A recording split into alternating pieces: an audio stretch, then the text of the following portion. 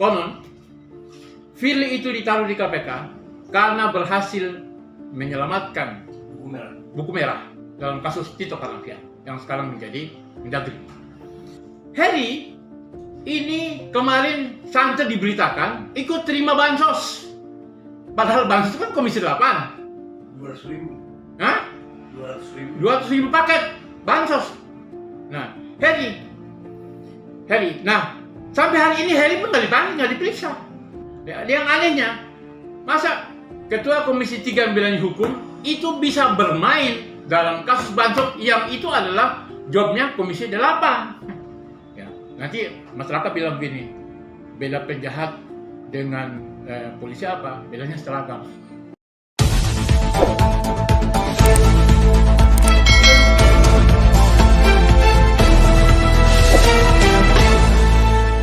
Racikan berita. Suatu saat saya berbincang-bincang dengan Bang Dullah Yamawa, mantan penasihat KPK, tentang terpilihnya Firly sebagai ketua KPK. Beliau juga heran, Firly itu. Kenapa? Nah, ketika dia menjabat wakil direktur penindakan KPK, Bang Dullah ini tanda tangan surat mengembalikan Firly ke kepolisian. Kenapa? Karena dia bertemu dengan salah satu terdakwa.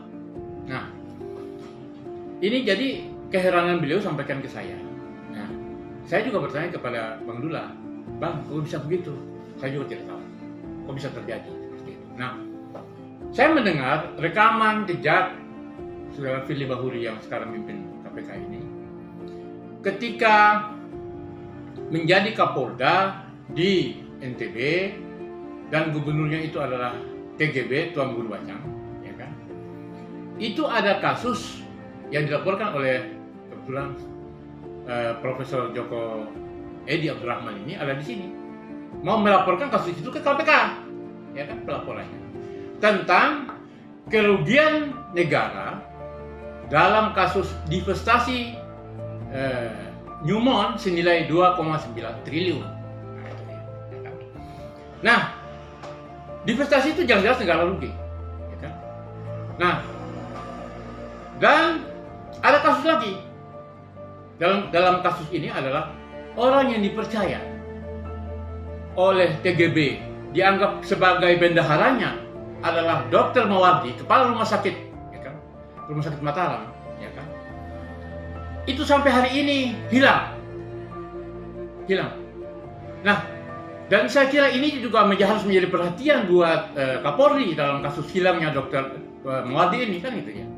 Nah, hilang Dr. Mawardi ini kan juga menjadi keresahan teman-teman dari NTB yang aktivis, para senior, Hatta Taliu yang juga menyampaikan ke saya, ya kan, dan lain-lain sebagainya. Nah, jadi konon katanya kerugian divestasi Newmont senilai 29 triliun itu, ya kan? Itu ada 3 konglomerat terlibat, 1 gubernur dan 1 kapolda. Nah, saya kira ini BPK, ya kan, dan juga KPK yang sekali pimpin Firly dan juga Kapolri dalam hilangnya Dr. Mawardi itu nggak bisa kepala rumah sakit Mataram, nggak bisa. Saya mendesak Kapolri untuk mengusut kembali ini. Kenapa? Ini ada benang merah, ya kan, tentang divestasi. Karena apa? Rumor ada berseliweran bahwa Firly juga diterima. Rumor, Firly juga diterima. Loh, kalau Firly terima, ya kan, saya menunggu respon Firly dalam kasus ini, kan itu masalahnya kan. Nah, kalau mengatakan, oke, tolong dibantah. Kenapa? Karena ketika terjadi investasi dan hilangnya Dr. Mawardi dan kemudian TGB yang sekarang ini menjadi, dia nikah sama ponakannya Luhut Binsar Panjaitan, Erika Panjaitan, ya kan? Itu. Nah, jadi ini kan tentang penyelamatan uang negara. Jadi saya kemarin itu ketika KPK, ya kan, mengutak-ngatik tentang Formula E yang diduga bahwa Anies terlibat dalam Formula E, ya kan? Loh, ini kan ada divestasi Newmont yang kerugian 2,9 triliun, ya kan? Loh, kenapa ini nggak diusut? Nah, kalau ini tidak diusut, nah berarti Firly hanya cari selamat. Satu. Yang kedua, tentang buku merah. Nah, ini dia buku merah. Saya tahu persis bagaimana kencangnya pada waktu isu buku merah ini. Nah, konon Firly itu ditaruh di KPK karena berhasil menyelamatkan buku merah dalam kasus Tito Karnavian yang sekarang menjadi Mendagri. Nah, saya beberapa hari yang lalu saya men-tweet Kapolri, ya kan, Listio Sigit Prabowo. Kan ada pertemuan tuh, ya kan, sejumlah mantan Kapolri. Yang tidak hadir itu adalah Idham Halid, Kapolri, dan Tito Karnavian. Saya juga tahu kenapa tidak hadir, kan itu, padahal terkait dengan persoalan kepolisian yang sedang terpuruk, kasus Sambo, kasus Teddy, yang didesak oleh saudara Profesor Joko Edi agar supaya Teddy dihukum mati, ya kan? Kalau apa? Masa iya jenderal polisi terlibat dalam bisnis narkoba, ya kan? Itu yang kemudian dia gagal menjadi Kapolda Jawa Timur. Nah, jadi tentang buku merah itu, ya kan? Lalu kemudian ada persoalan menarik ini terkait dengan terpilihnya Firly sebagai ketua KPK. Nah, waktu itu ketua Komisi 3 adalah Heri. Heri ini ketua Komisi 3 DPR dari PDIP. Nah, Heri ini kemarin santer diberitakan ikut terima bansos. Padahal bansos itu kan Komisi 8. 200.000. Hah? 200.000 paket bansos. Nah, Heri. Nah, sampai hari ini Heri pun nggak diperiksa. Nah, dan ini saya sampaikan ketika orasi di depan gedung Merah Putih di KPK. Saya menyatakan kenapa kasus bansos itu diperiksa KPK? Apakah saudara Firly ini berhutang budi kepada Heri sebagai ketua Komisi 3? Memang kemudian dipindahkan juga dari Komisi 3 digantikan oleh Bambang Pacul sekarang ini ketua Komisi 3. Ya kan? Yang anehnya, masa ketua Komisi 3 Bidang Hukum itu bisa bermain dalam kasus bansos yang itu adalah jobnya Komisi 8. Gimana tuh? Nah, jadi kalau misalnya Bung Firly itu mau membersihkan lagi di korupsi, bersihkan dulu ini rumah tangga ini, KPK ini, kan itu masalahnya. Ya kalau tidak, orang akan sabu. Jangan-jangan apalagi di berbagai berita dukungan Firly untuk menjadi capres dan sebagainya. Nah, jadi kalau memang mau serius, ya kan, usut semua kasus-kasus yang sudah masuk di KPK, misalnya kasus dugaan kasus Jokowi di Solo, ya kan, kasus EKTP, ya kan, yang menyangkut si Ganjar dan Puan dan Pramono Anung, kemudian ada Jodoh Oli Kombei, ya kan, gitu. Lalu kemudian laporan ke KPK itu adalah kasusnya bisnis PCR. Di situ demo mempertahankan spanduk besar depan KPK, tangkap dan usut Luhut Binsar Panjaitan, tangkap Erick Thohir dan sebagainya, tangkap Menteri Kesehatan. Mana hal ini? KPK nggak bergeming kan itu. Jadi berarti kita melihat bahwa ini adalah diskriminasi. Juga termasuk kasusnya anaknya Jokowi yang dilaporkan oleh saudara Baidillah Badrun sampai hari ini. Padahal terang-terangan Baidillah sebagai pelapor, Baidillah itu dosen, peneliti, doktor, ya kan? Dia kan mungkin abal-abal, mungkin sembrono dia. Dan dia sudah siap diperiksa beberapa kali. Tapi sampai hari ini tidak jelas. Hanya diarsipkan itu kasus. Nah, jadi dalam hal ini keberadaan kepemimpinan Firly memimpin KPK ini dalam rekaman jejak seperti itu, ini akan menjadi tanda tanya besar. Ini sebetulnya memberantas korupsi atau KPK menjadi alat untuk menekan lawan-lawan politik. Nah, kalau ini yang terjadi, bahaya juga, ya kan? KPK yang lahir dari reformasi untuk memberantas KKN, malah KPK menjadi alat legitimasi kekuasaan dan menumpas atau menghantam lawan-lawan politik penguasa.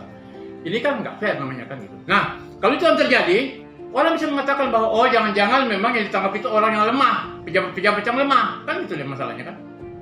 Itu. Nah, jadi Firly harus menunjukkan bahwa yang pertama sekali harus klarifikasi dan clear tentang kasus buku merah, ya kasus divestasi Newmont, ya kan. Dan satunya lagi, ada satu lagi. Ketika dia menjadi Kapolda di Sumatera Selatan, itu ada kasus orang hilang. Orang hilang itu kebetulan terkait dengan salah satu pejabat penting di Kabupaten Musi Utara, Muara Utara, Musi Rawas Utara, Muara Utara. Itu sampai hari ini namanya Aspan Samsuri sampai hari ini. Nah itu saat sudah ada laporan kejadian 2017, kemudian laporan 2020 kalau sudah lapor dari Polres bahwa itu juga tidak respon sampai di Polda sampai hari ini. Nah ini bagaimana ini? Nah oleh sebab itu saya keluarga polisi, saya cinta polisi. Kita ingin polisi menjadi penegak hukum yang adil dan profesional, presisi kata polisi gitu. Tapi kalau begini rekam jejak seperti ini, malah kepolisian akan semakin menjadi dicibir, dianggap sebagai bagian daripada kejahatan sendiri.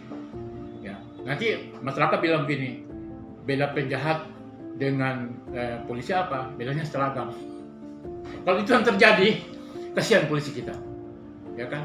Nah, oleh sebab itu, sekarang ini kan polisi melakukan difungsi seperti tentara, ya kan? KPK, polisi, ya kan? Kemudian Bulog, polisi, ya kan? Kemudian PSSI, polisi, Iwan Bule, kemudian Kepala BIN, polisi. Nah, sementara kita sudah mengatakan difungsi itu sudah haram. Tetapi malah polisi menunjukkan kehebatannya, dia melakukan fungsi-fungsi yang sebetulnya tidak perlu dijabat oleh kepolisian. Nah, jadi kembali lagi dalam kasus Firly Bahuri ini sampai hari ini masih menjadi pertanyaan besar dan masih menjadi catatan, ya kan, tentang persoalan buku merah itu, ya kan. Satu, yang kedua juga terkait dengan masalah Satgasus, ya kepada Pak Kapolri, ya kan, Jenderal Listio Sigit Prabowo, itu Satgas itu jangan hanya dibubarkan saja, perintahkan usut kemana itu mengalir itu dana-dana itu, ya kan. Nah, jadi jangan sampai hanya lembaganya saja, karena apa? Itu kan terkait dengan persoalan-persoalan yang juga ya menyangkut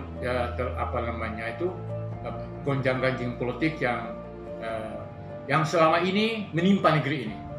Jadi kalau sekali Kapolri ingin bersihkan institusi, ya kan, ya Satgasus harus juga diusut tuntas, tidak sekedar dibuka lembaganya, kan gitu ya kan gitu.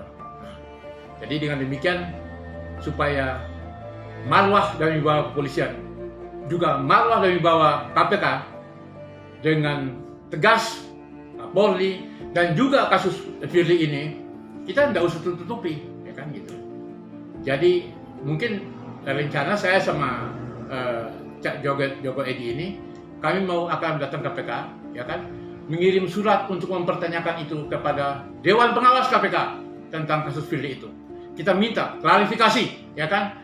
Jadi tidak hanya menjadi sekedar omongan di masyarakat saja, kan gitu deh. Menjadi rumor di masyarakat saja, ya kan. Supaya jelas barang ini. Kita tidak mau sapu kotor dipakai untuk menyapu kotoran atau menyapu sampah. Saya kira itu.